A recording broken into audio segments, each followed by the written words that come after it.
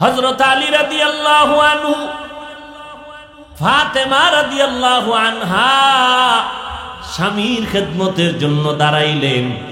কাজে ব্যস্ত ছিলেন, এখন আর কোনো কাজ নাই, বড় কাজ হলো স্বামীর মন খুশি রাখা।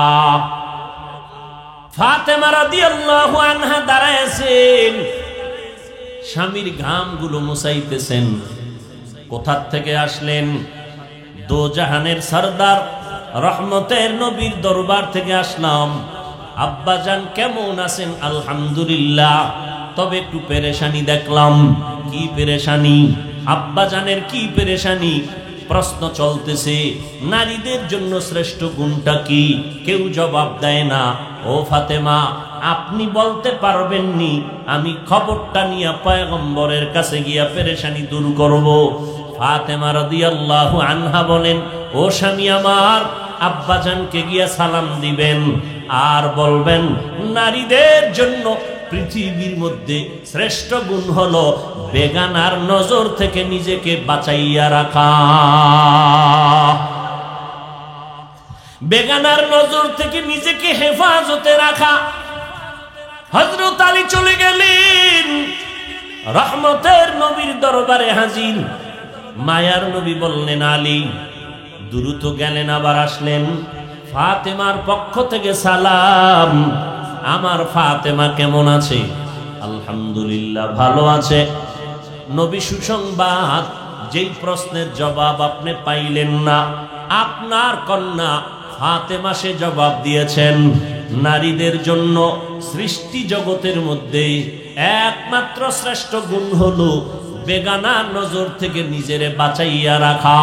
নবী আলহামদুলিল্লাহ বলে শুকর আদায় করলেন আর বললেন, আমার ফাতেমার দ্বারাই সম্ভব, কারণ ফাতেমা আমার কলিজা। ফাতেমা আমার কলিজা। যেই ফাতেমা আমার চার কন্যার মধ্যে ছোট, আমি কোথাও গেলে সর্বশেষ আমি ফাতেমার থেকে বিদায় নেই। কোথাও থেকে আসলে আমি ফাতেমাকে আইসা প্রথম মোলাকাত দেই। এত সম্মান মর্যাদা নবীর কন্যা ফাতেমার। কিন্তু নবী ইন্তেকালের আগে ওই ফাতেমাকে বিনয়ের সাথে চোখের পানি ছেড়ে বললেন, ও ফাতেমা, আনকিজি নফসাকি মিনান নার, জাহান্নামের আগুন থেকে নিজেরে বাঁচাইয়া ফাতেমা কবরের দিকে যাইও। কারণ ওই কবরে যদি গুনাহ নিয়া যাও, নেক আমল না নিয়ে যাও, ওই কবর কোনো পরিচয় চলবে না। জাহান্নাম থেকে নিজেরে বাঁচাও। ও ফাতেমা, জাহান্নামের আগুন বড় ভয়ঙ্কর। ফাতেমা রাদিয়াল্লাহু আনহা নবীর কত আদরের কন্যা। ও পর্দার আড়ালের আম্মা জানেরা, যেই ফাতেমার এত গুণগান গাইলাম, যেই ফাতেমার এত গুণ জুমার মসজিদের খতিব সাহেবরা খুতবায় নাম স্মরণ করে, ওই ফাতেমা পৃথিবীর শ্রেষ্ঠ নবীর কলিজার টুকরা, চার কন্যার ছোট।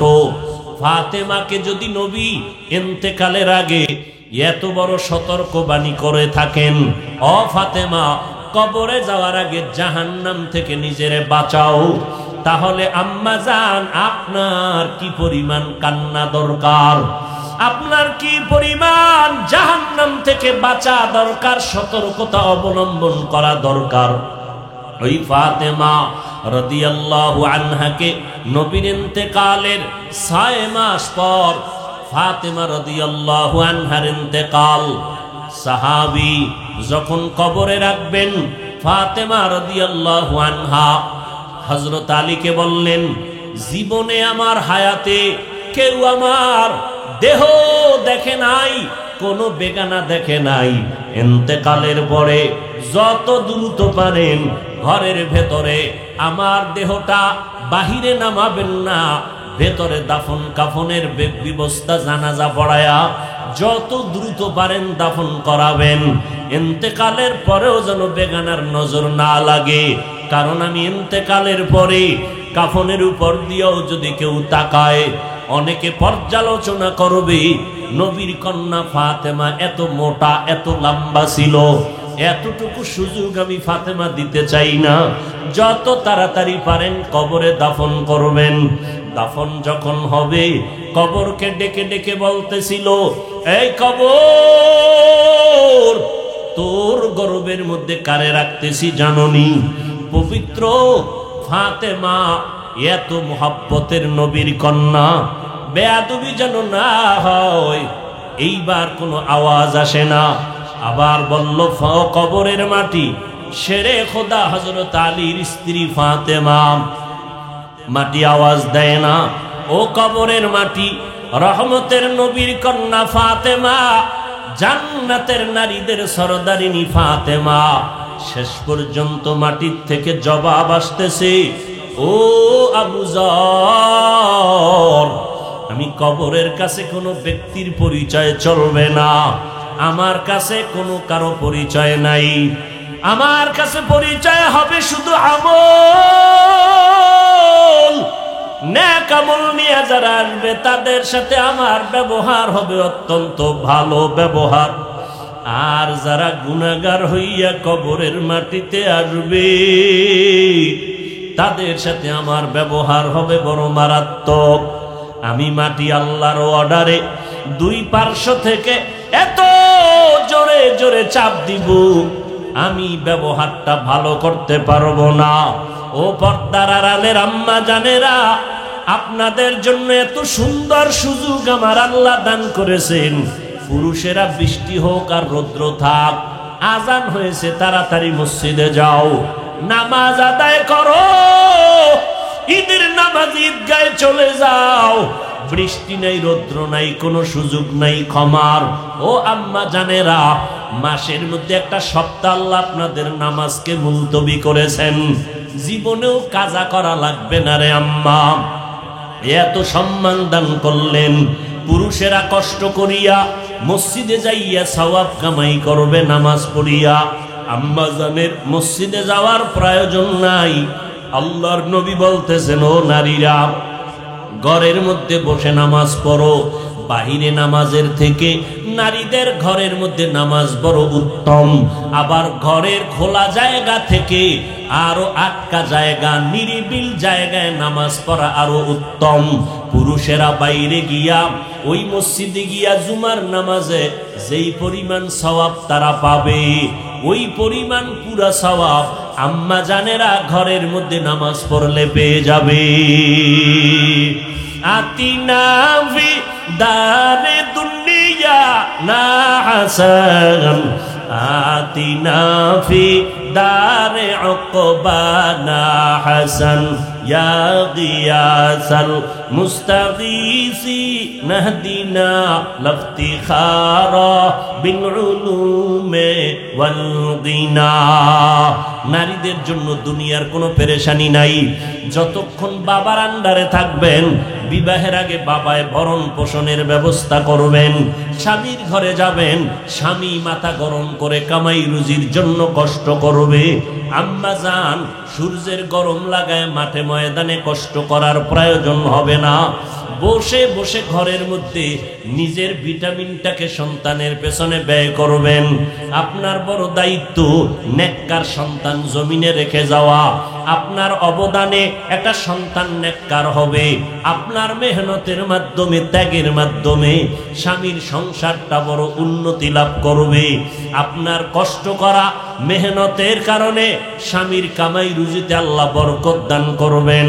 আল্লাহর জাতের কসম, যেই স্বামী বাহিরে ব্যবসা করে, কামাই করে, ঘরের মধ্যে আম্মা জান নামাজ পড়ে দোয়া করে, আল্লাহ তার অল্প টাকায়ও এত বেশি বরকত দান করবেন, ওই বরকত 10টা সন্তানেও খেয়ে শেষ করতে পারবে না।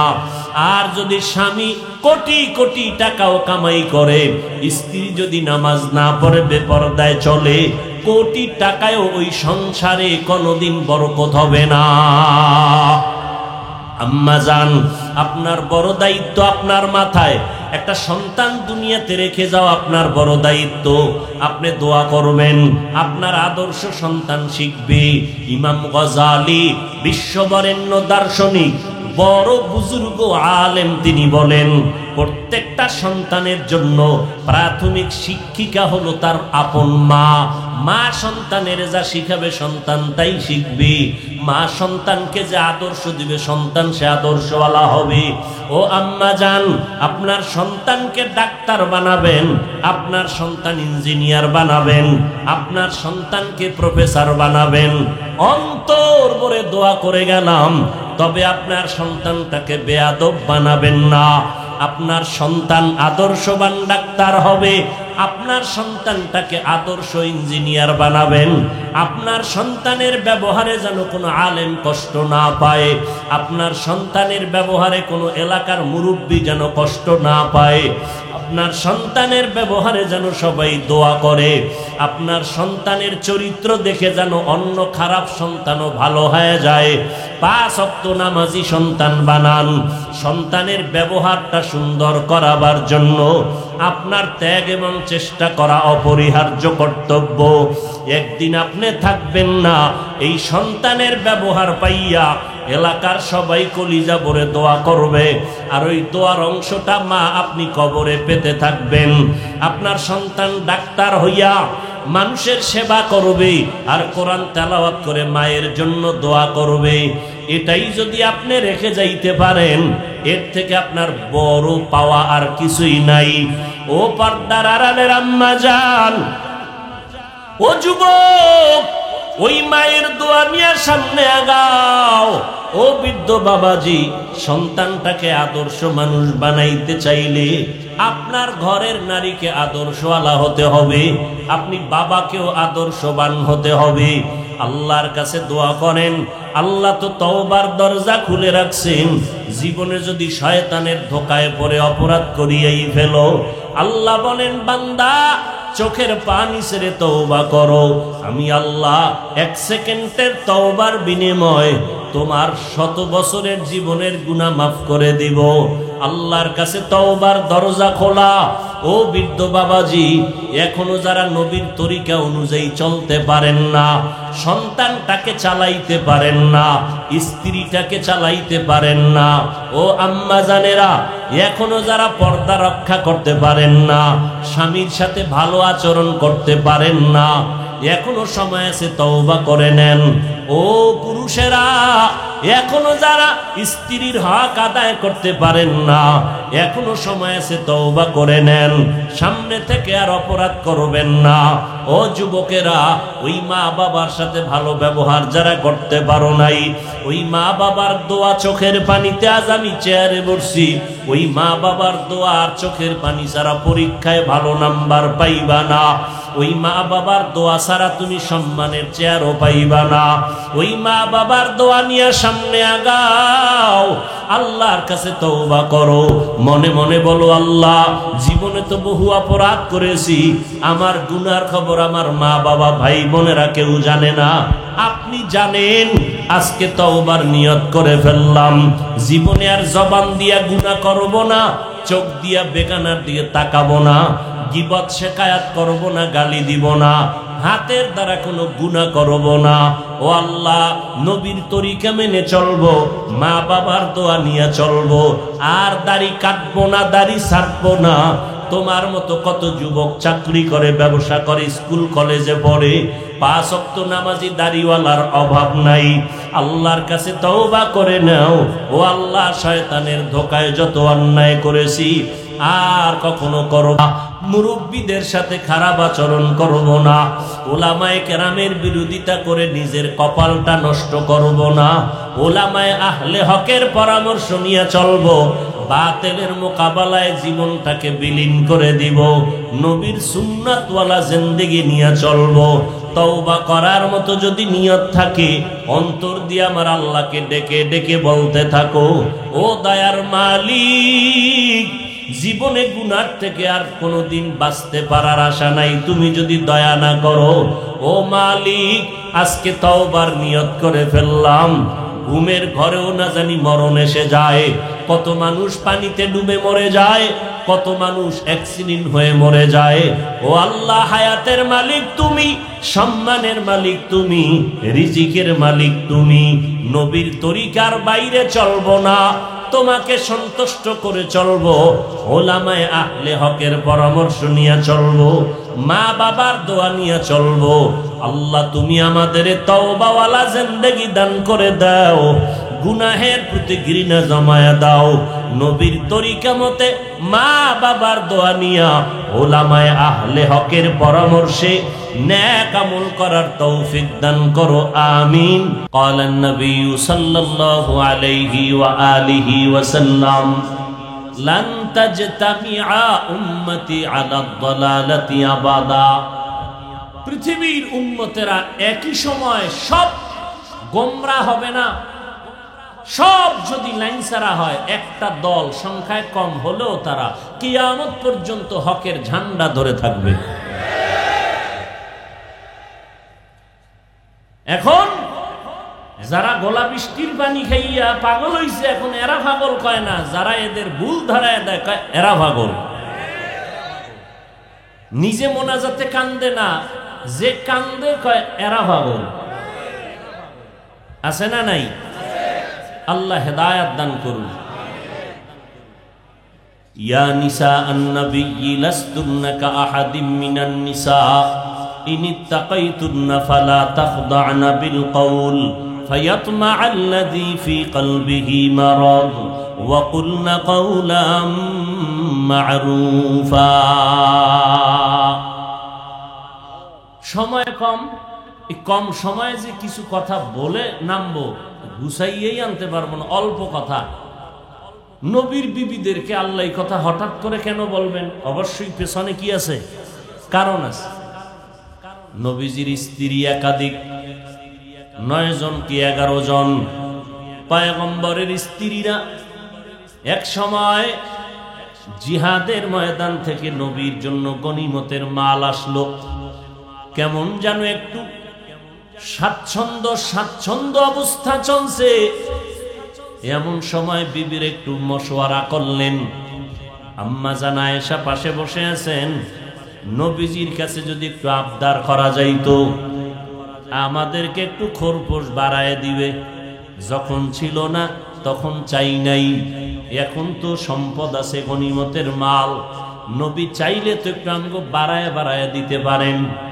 এই দাবিটা একজন স্ত্রীর জন্য স্বামীর কাছে এটা কোনো অমূলক দাবি না, অযৌক্তিক দাবি না, মহব্বতের দাবি, এবং এটা ন্যায্য দাবি।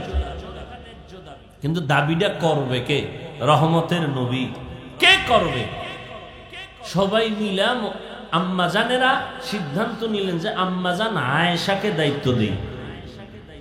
আম্মাজান আয়েশাকে দায়িত্ব দিলেন, নবীজির কাছে আমাদের পক্ষ থেকেই দাবিটা পেশ করবেন।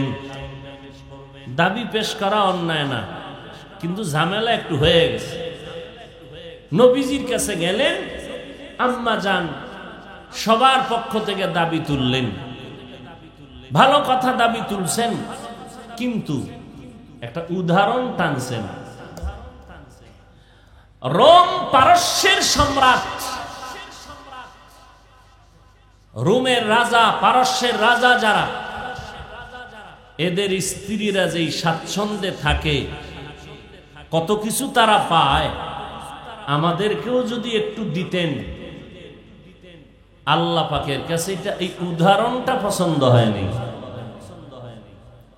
আল্লাহ এমনই রাগ করলেন, আয়াত নাজিল করলেন, ও নবী এক্ষুনি জেনে জানায়া দেন, তাড়াতাড়ি যেন সবাই তওবা করে। কাফেরের সাথে কেন তুলনা দিল? বেঈমানের সাথে কেন তুলনা দিল? দ্রুত বলেন তওবা করতে। যদি তওবা না করে এখন সব বিবি তালাক দিবেন। ইয়া নিসা আন-নবী লাস্তুন্না কাআহাদিম মিনান নিসা। ও নারী জাতি, ও নবীর স্ত্রীগণ, পরোক্ষভাবে সারা দুনিয়ার নারীদেরকে আল্লাহ বললেন, আল্লাহকে যদি ভয় করো মধু লাগাইয়া কথা বলবা না, কথার ভিতরে আল্লাহর ভয় নিয়ে তাকওয়া নিয়ে কথা বলো। আল্লাহর ভয় অন্তরে জমা করে নাও।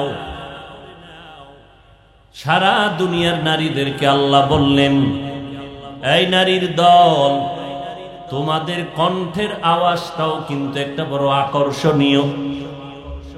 নারীদের কণ্ঠটাও পর্দা, সারাটা বডি ঢেকে রাখা যেমন ফরজ, নারীদের কণ্ঠ বেগানার থেকে হেফাজতে রাখাও ফরজ।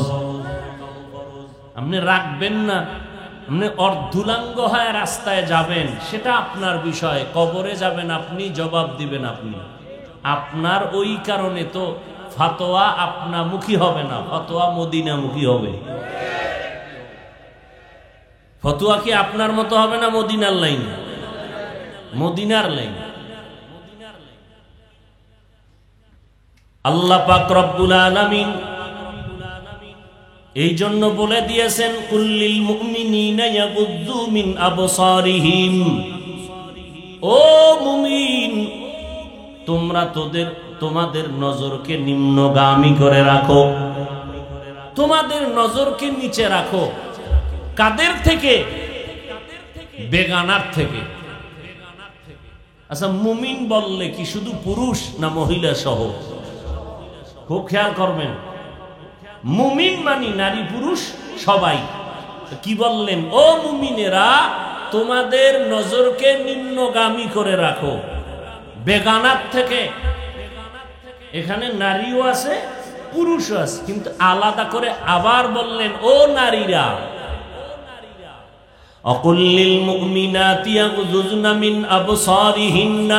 প্রথম মুমিন বলার পরে তো নারীদের আলাদা বলা লাগে না, এরপরেও নারীদেরকে আলাদা করে বললেন, ও নারী যারা মুমিনা যারা আছো, তোমরা বেগানার থেকে নিজের নজরকে হেফাজত করো, নিম্নগামী করে রাখো, চোখের নজর নিচে রাখো। খবরদার, তোমাদের চোখের চাহনির মধ্যে আকর্ষণ, তোমাদের কণ্ঠের ভেতরে আকর্ষণ, সব খবরদার। পুরো বডি ঢেকে রাখা যেমন তোমাদের জিম্মাদারি, তোমাদের কণ্ঠকেও হেফাজতে রাখবা। বডি আকর্ষণ এটা যেমন খোলামেলা করতে পারবা না, তুমি ফিতনার মধ্যে জড়িত হওয়ার কারণে, যেই কারণে বডি খোলা যাবে না, ওই কারণে কণ্ঠের আওয়াজও বেগানার সাথে দেওয়া যাবে না। কণ্ঠের আওয়াজ পাইলেও যাদের কলবের মধ্যে রোগ আছে, ওই পুরুষেরা শুধু কণ্ঠের আওয়াজে রোগের মধ্যে ঢুকে যাবে। পুরুষের মধ্যে রোগ নাই, কলবের মধ্যে রোগ আছে, খালি মিস কল পাইছে, এইবার ব্যাক কইরা কে হ্যালো শুধু বলছে, হ্যালোর আওয়াজটা পাইছে কার? মহিলা। এবার মহিলার আওয়াজ পাইছে, এদিক থেকে আরো আওয়াজ দিতে চাইছে, মহিলা কেটে দিছে, নাম্বার ফোনটা কেটে দিয়েছে। এখন এদিক থেকে বারবার আঘাত করতেছে, বারবার ডিস্টার্ব করতেছে। ওই যে শুধু একটু হ্যালোর আওয়াজ, কণ্ঠের আওয়াজ পেয়েছে, কলবের মধ্যে চুম্বুকের মতো ধরে ফেলেছে রোগ। নারীদের আল্লাহ এত সম্মানিত করেছেন, পয়গম্বর বলেন সারা দুনিয়ায় যা কিছু আছে সব উত্তম সম্পদ, আর এই সম্পদের মধ্যে নেককারিনী যারা নারী, তারা আরো দামি সম্পদ। দুনিয়াতে সব নারী গর্ভ থেকে আল্লাহ নবীদেরকে বানাইছেন, কথা ঠিক নি? যত সাহাবায়ে কেরাম সব নারীদের থেকে আসছে। ও পর্দার আড়ালের আম্মা জানেরা, আপনাদের এত সম্মান আল্লাহ দান করেছেন। সমস্ত নবীদের মায়ের মতো আপনারা মা, সমস্ত সাহাবায়ে কেরামের মায়ের মতো মা। এত সম্মান আল্লাহ দান করেছেন, এই সম্মানটা বজায় রাখার দায়িত্ব আপনার, এবং আপনার উপরে যার জিম্মাদারি থাকবে তার দায়িত্ব। ও স্বামী, স্ত্রীকে তুমি হেফাজতে রাখো, নিয়ামত দান করেন আমার আল্লাহ, ভরে রাখার দায়িত্ব হলো বান্দার। আল্লাহ নিয়ামত দেন, ইচ্ছা করেই দেন, চাওয়ার আগেই দেন, ধরে রাখার দায়িত্ব বান্দা। আল্লাহ একটা ভালো স্ত্রী দান করেছেন, বড় নিয়ামত। ধরে রাখো রে গোলাম, অবহেলা করবা না, নেয়ামতের শুকর আদায় করবা। আলহামদুলিল্লাহ বললে শুকর আদায়ের হক আদায় হয় না। বলে কেমনে শুকর আদায়ের হক আদায় হবে? বলে আল্লাহ যেই নেয়ামত যেই কাজের জন্য দিছেন ওই কাজে ব্যবহার করাই হলো আসল শুকর। স্বর্ণ কেউ যদি পায়, এটা হাতে লয়ে বলে যে এই পাওয়া গেছে, নাও, কথা বলেন না কেন? স্বর্ণ পাইলে হেফাজত করে। স্বর্ণের মার্কেট সব দোকানগুলোর তালাবদ্ধ, খুব মজবুত দোকান, কেচি গেট লাগায়, এরপরও নাইট ডিউটি করে দারোয়ান, এত ভাবে আটকাইয়া রাখে। জমিনের মধ্যে মহামূল্যবান সম্পদ। আল্লাহর নবী বলেন স্বর্ণ যত বড় সম্পদ, সারা দুনিয়ার মধ্যে এর থেকে আরো উত্তম সম্পদ হলো নেককারিনী নারী। বড় বড় দার্শনিক আসমান থেকে আইছে না মায়ের পেট থেকে? বড় বড় বিজ্ঞানী আসছে মায়ের পেট থেকে। এজন্য মায়ের সম্মান অনেক বেশি। ভালো মা পাইছো, ও সন্তান, ওই মায়ের শুকর আদায় করবা।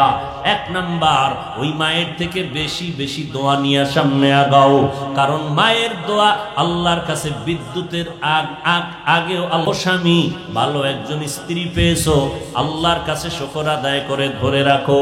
ওই স্ত্রীকে তুমি নেয়ামত মনে করিয়া হেফাজতের চেষ্টা করো, বেপরদায় নষ্ট করবা না। যত নজর লাগবে তত চুরি হয়ে যাওয়ার ভয় থাকবে। নজর লাগবে তাই দেখবার হাতে রাখতে পারবা না, সব নষ্ট হয়ে যাবে। এরে পর্দার আড়ালের আম্মা জানেরা, এত সম্মান আল্লাহ তাআলা দান করেছেন। জমিনের মধ্যে যত বড় বড় সন্তান আছে সব একমাত্র মায়ের সন্তান। হাফেজে কোরআন মায়ের সন্তান, আলেম মায়ের সন্তান। এরে নবীর উম্মতের দল। এই জন্য নবী মায়ের ইজ্জতের ব্যাপারে বয়ান করেছেন।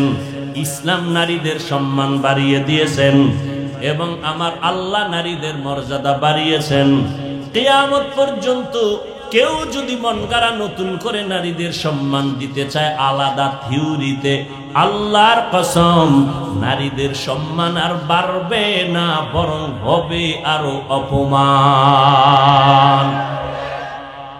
বানানেওয়ালা আল্লাহ যেই পরিমাণ দিছেন, এর থেকে আরো কেউ যদি আলাদাভাবে দিতে চায় বাড়বে না, অপমান হবে। কথা ঠিক নেই? এরে নবীর উম্মত,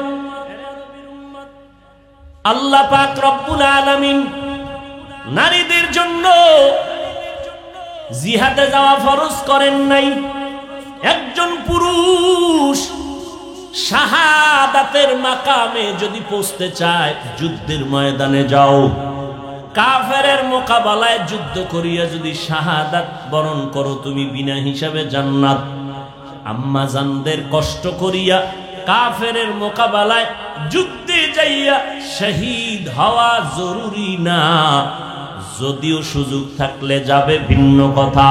কিন্তু আম্মা জান ঘরের মধ্যে থাকবেন, বাচ্চা গর্ভে নিবেন। এই বাচ্চা দুনিয়াতে আসার সময় আল্লাহ না করুন যদি কোনো মা দুনিয়া থেকে বিদায় হয়, নবী বলেন ওই নারী শাহাদাতের মর্যাদা পেয়ে যাবে। এরে পর্দা নাড়ালের আম্মা জানেরা, কিয়ামতের দিন আল্লাহ পাক রব্বুল আলামিন যদি জিজ্ঞাসা করেন, আমার নবী, শ্রেষ্ঠ নবী, যার হাতে প্রথম কালেমা পড়লা, এমন ব্যক্তি কে আছো প্রথম কালেমা পড়নেওয়ালা, আমার নবীর দাওয়াত কবুল কে প্রথম করেছো? আজকে হাসরের ময়দানে একটু হাত উঠাইয়া দেখাও, আমি সবার সামনে তাকে পুরস্কার দিব। ও আম্মা জানেরা, কিয়ামত পর্যন্ত ওই ময়দানে দুনিয়ার কোনো পুরুষ দাঁড়াবার ক্ষমতা হবে না। একজন নারী দাঁড়াইয়া বলবেন, আল্লাহ, আপনার হাবিব, আপনার বন্ধু মুহাম্মদ সাল্লাল্লাহু আলাইহি ওয়া আলিহি ওয়াসাল্লামের দাওয়াত প্রথম কবুল করার ক্ষেত্রে আমি নারী ছিলাম সর্বাগ্রে 1 নাম্বার। কে তুমি? মানুষের জানায় দাও কে তুমি। বলে আমি নবীর স্ত্রী খাদিজা রাদিয়াল্লাহু আনহা। পৃথিবীর ইতিহাসে আমার নবীর দ্বীন জিন্দা রাখার জন্য বেঈমানের মোকাবেলায় কে রক্ত ঝরিয়েছ? প্রথম শাহাদাতের পেয়ালা পান করেছ। কোন পুরুষ দাঁড়াবার ক্ষমতা হবে না, একজন নারী দাঁড়ায় বলবেন আল্লাহ রহমতের নবীর দ্বীন কায়েমের জন্য বাতিলের মোকাবেলায়, বেঈমানের মোকাবেলায় আমি নারী সর্বপ্রথম শাহাদাতের পেয়ালা পান করেছি। জীবন যৌবন রক্ত বিলীন করে দিয়েছি দ্বীনের জন্য। আমি একজন নারী সুমাইয়া রাদিয়াল্লাহু আনহা। কিয়ামতের ময়দানে মদিনার নবী বলেন জান্নাতের 8টা দরজা খুলে দেওয়া হবে, মানুষগুলো পাগলের মতো ঘুরবে, কিন্তু 4 জন নারীর জন্য জান্নাতের 8টা দরজা খুলিয়া দারোয়ানরা ডাকবে আসেন। 4 জন নারীকে বারবার বলবে আপনাদের কোনো হিসাব লাগবে না, যে কোনো দরজা দিয়া ঢুকবেন, আমরা স্বাগতমের জন্য রেডি। কয়জন নারী? জোরে বলেন। এর মধ্যে কেরানীগঞ্জের মধ্যে আপনাদের স্ত্রী কেউ আসেনি? হ্যাঁ, এর এলাকার মুসলমান 4 জন নারীর জন্য জান্নাতের 8টা দরজা খোলা হবে। নারীদের তোমার জাদা আল্লাহ দান করেছেন। হযরত আলী রাদিয়াল্লাহু তাআলা আনহু 10 বছর বয়সে নবীর হাতে কালেমা পড়েছেন। হযরত আলীর স্ত্রী ফাতেমা রাদিয়াল্লাহু আনহা নবীর 4 কন্যার মধ্যে ছোট কন্যা, নবীর বড় আদরের, বড় মুহাব্বতের। হযরত আলী বলেন আমি একদিন রাহমাতুল লিল আলামিনের দরবারে মসজিদে নববীতে ঢুকলাম, দেখি সাহাবায়ে কেরাম বসে আছেন। হযরত আলী বলে আমি বসলাম, নবীও হাজির, জবাব চাইতেছেন, কেউ জবাব দেয় না। আমার মনের মধ্যে একটা আওয়াজ আসলো, আমি ফাতেমার কাছে যাই, দেখিনি সেখান থেকে কোনো জবাব আসে কিনা। হযরত আলী বলেন আমি বের হয়ে ডাইরেক্ট ঘরে চলে গেলাম। আসসালামু আলাইকুম ইয়া আহলাল বাইত। ঘরে গেলে সালাম দেওয়ার দরকার আসেনি? লজ্জা করে না? সালাম দিবেন জোরে, ঘরে ঢুকলে সালাম কার সুন্নত? নবীর। আসতে না জোরে? জোরে সালাম দিবেন, আসসালামু আলাইকুম ইয়া আহলাল বাইত। ঘরওয়ালারা তোমাদের উপরে শান্তি বর্ষিত হোক। তোমরা যেই লাইনেই থাকো, আমি ঘরের দরজায় আসলাম, সালামটা জোরে দাও। ভূত পেতনি থাকলে সালামের আওয়াজে পালায়ে যাবে। নাম্বার 2, ঘরওয়ালারা রেডি হইয়া তোমার জন্য দরজা খুলবে, তুমি দৌড়াইয়া দরজায় ধাক্কা দিবা না, দরজা খোলার অনুমতি নিবা নবীর সুন্নত সালামের মাধ্যমে। হযরত আলী সালাম দিলেন, ঘরের থেকে কচি আওয়াজে আসলো নারীদের আওয়াজ, ওয়া আলাইকুমুস সালাম। দরজা খুলে দিলেন। ফাতেমা রাদিয়াল্লাহু আনহা তিনি কাজে ব্যস্ত, নিজে কাজ করাটা পছন্দ করতেন। কাজ করলেই ওই নারীর সংসার ধন্য হয়ে যায়, উন্নতির রাস্তা ওপেন হয়। আর যেই নারীরা চৌধুরী বংশের, আগুনের কাছে গেলে শরীরটা ঝলসে যাবে, চেহারাটা ফ্যাকাশে হবে, এরাই তো ধুকে ধুকে মরে, পানি দেওয়ারও লোক পায় না। মরণকালে মুখে পানি দেওয়ারও লোক পায় না।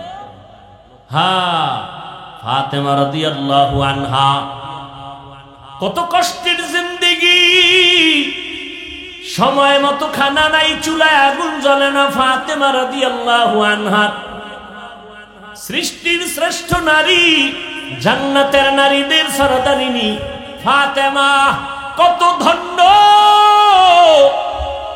প্রত্যেক শুক্রবার ওই ফাতেমার নামটা নেওয়া হয়নি। কোথায়? খুতবার মধ্যে নেওয়া হয়। কত ধন্য। এরে আম্মা জানেরা, হযরত আলী ভেতরে ঢুকলেন, কাজ আসিল, সব কাজ বন্ধ, স্বামীর খেদমতের জন্য দাঁড়ায় গেলেন। একটা নারীর জীবনের আপন স্বামী, স্বামী সার্টিফিকেট দেবে তুমি ভালো, নবী কয় মহিলা বিনা হিসাবে জান্নাতি। নারী ভালোর সার্টিফিকেট কে দিবে বলেন না কেন? এরে আম্মা জান, ওই স্বামীর খেদমত করতে হবে। স্বামীর মন খুশি থাকলেই আল্লাহ খুশি হয়ে যাবেন। নবীজি বলেন, আল্লাহ ছাড়া অন্য কাউকে সিজদা করা যদি হালাল হইতো, নারীদেরকে বলতেন স্বামীর কদমে সিজদা দাও।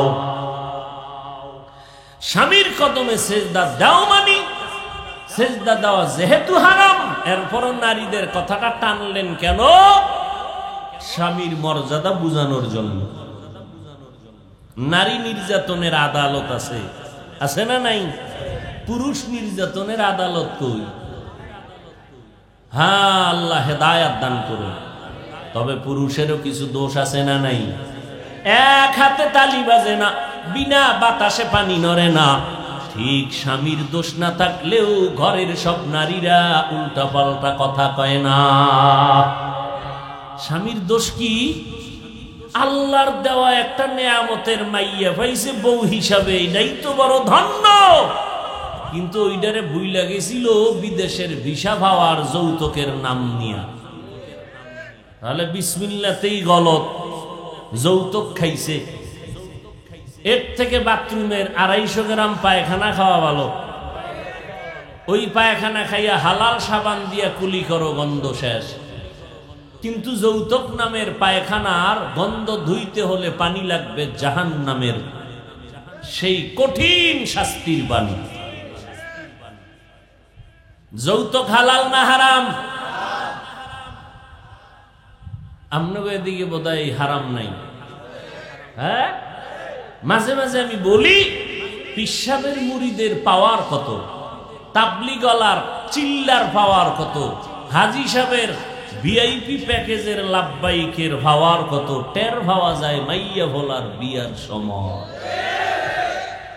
কিচ্ছু চাই না, মাইয়া বিয়া দিলাম, ছেলের বিয়া করাইলাম, তলে তলে কয় এটা দিল না, এটা কি মানবতা হইল? এটা দিল না, এটা কি মানবতা হইল? আর চাওয়ার বাকি রইল কি? তাও আবার মাইয়ারে শুনাইয়া শুনাইয়া কয় মেয়ের বাবা এটা দিল না, সেটা দিল না, গোষ্ঠী শুদ্ধ উদ্ধার করে। এই যৌতুকের বলি হইল কত বোনেরা, কত বোনের চেহারায় এসিড নিক্ষেপ করেছে, কত বোনকে হত্যা করেছে।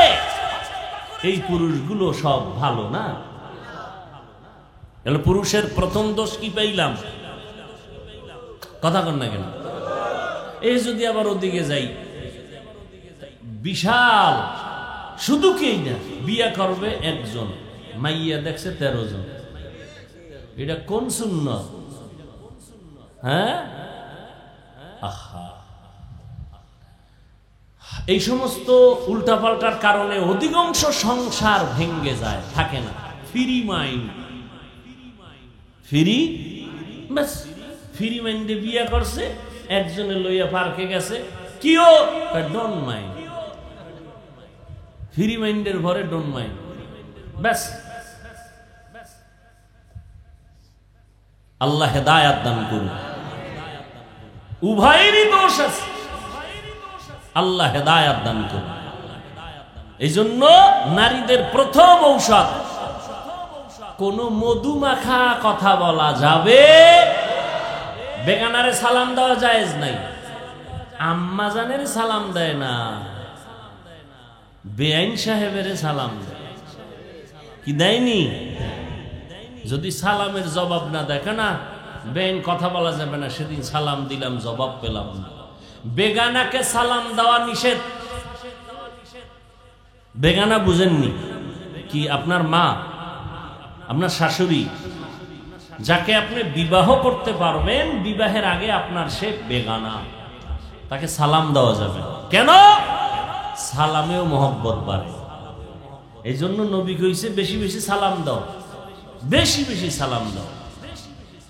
মোবাইলে হ্যালো কেন? মোবাইলে প্রথম আওয়াজ হবে আসসালামু আলাইকুম। হ্যালো ঢুকাই দিছে বিধর্মীরা, বাস হ্যালো। আমি হুজুরও হ্যালো, খাজুরও হ্যালো।